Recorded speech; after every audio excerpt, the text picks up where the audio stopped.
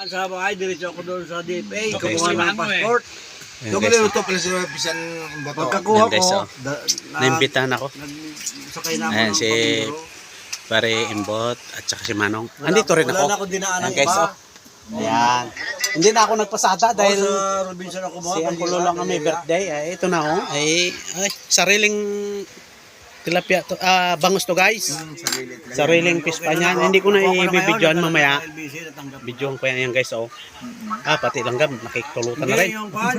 Masarap kasi, sarap talaga man. Oh, yan guys, oh. Lampols. Ay, dito na ako dahil alam mo umang yan, minsan na makakita ay namit. Ayan guys, oh. Ayan, oh, ayan guys. Yan, oh. Andali lang guys. Ipakita ko sa inyo yung pispa ng kululong. Baka sabihin nyo ay Sige.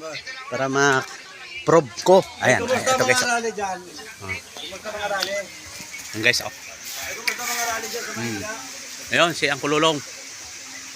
Nagapatokan ng alaga. Ayan guys. Ayan guys, oh. Dito ako ngayon. Ito pretil guys, oh. Ayan.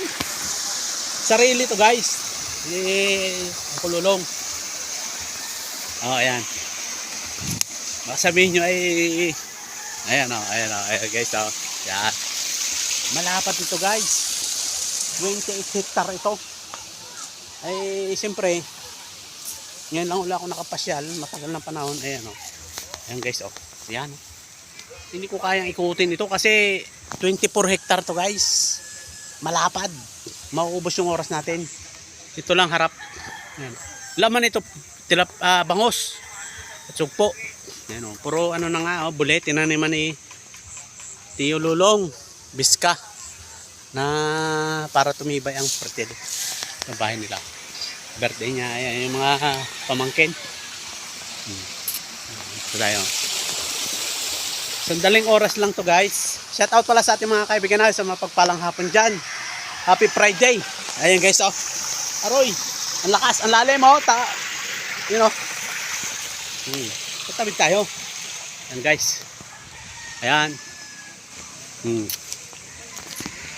Lampas pa to guys. Guys, binibidyohan ko kasi napakalaking area ito. 24 hectare ang area. Hindi ko maabot ang oras ko para videohan. Ito lang, maliit.